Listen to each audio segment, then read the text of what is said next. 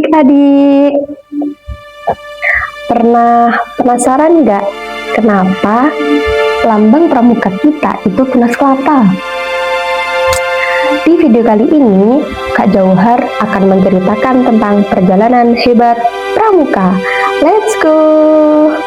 Semua bermula dari keprihatinan seorang jenderal militer Inggris, Robert Baden-Powell. Beliau melihat banyak anak muda di kota-kota besar Inggris saat itu tidak punya tujuan hidup, sering berkelahi, dan fisiknya lemah.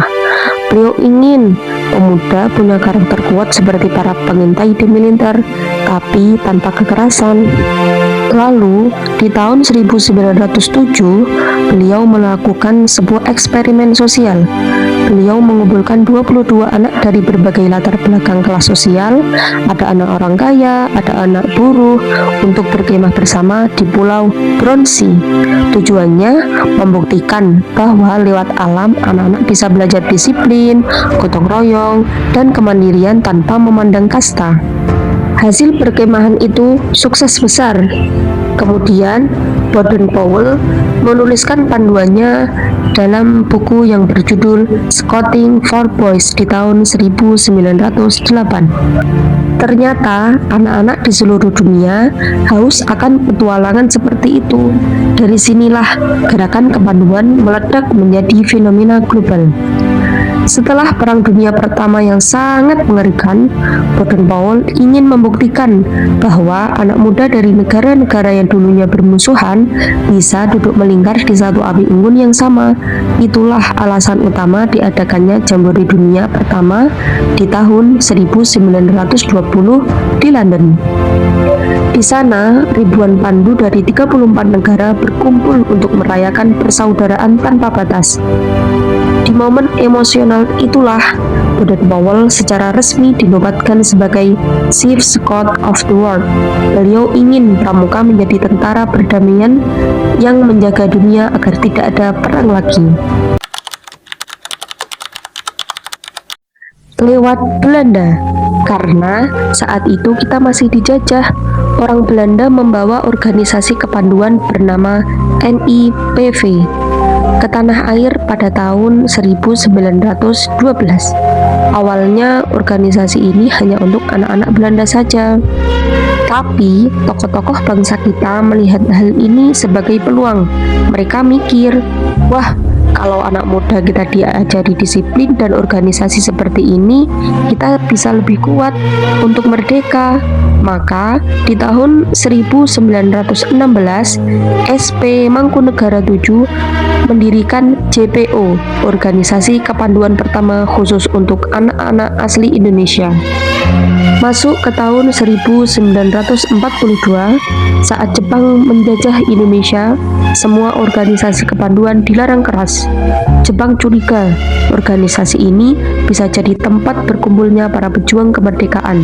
Sebagai gantinya, anak muda dipaksa masuk organisasi militer bentukan Jepang seperti Seinedan dan Kaibodan.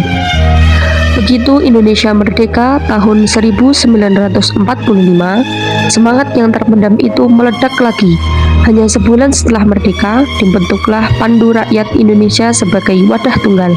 Tapi karena situasi politik, organisasi kepanduan malah pecah lagi menjadi banyak kelompok.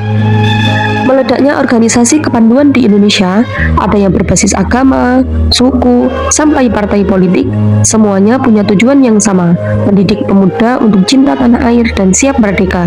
Jadi, di Indonesia kepanduan itu adalah alat perjuangan, bukan cuma sekedar hobi kemah.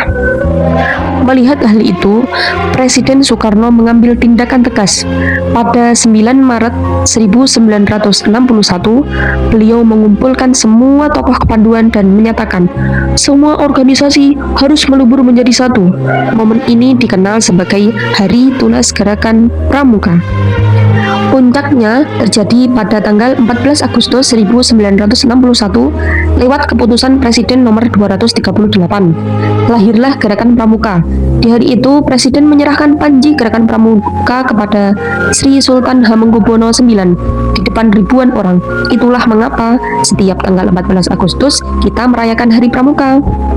Lalu, Kenapa namanya Pramuka? Jadi, Sri Sultan Hamengkubuwono IX mengambil inspirasi dari kata Poromoko yang artinya pasukan terdepan dalam perang. Namun, supaya lebih cocok untuk pendidikan, beliau mengubahnya menjadi singkatan Pramuka, kepanjangan dari Praja Muda Karana. Artinya sangat indah, generasi muda yang suka berkarya, bukan sekedar latihan tali atau kemah, tapi pemuda yang siap membangun bangsa dengan tangannya sendiri. Bahkan, lambang tunas kelapa ciptaan Sunarjo Atmodipuro punya makna seperti kelapa yang bisa tumbuh di mana saja dan berguna dari akar sampai daunnya. Anggota Pramuka diharapkan bisa berguna bagi masyarakat dalam kondisi apapun. Cukup sekian cerita dari Kak Jauhar. Semoga bermanfaat. Jadilah tunas kelapa yang berguna bagi bangsa. Salam Pramuka.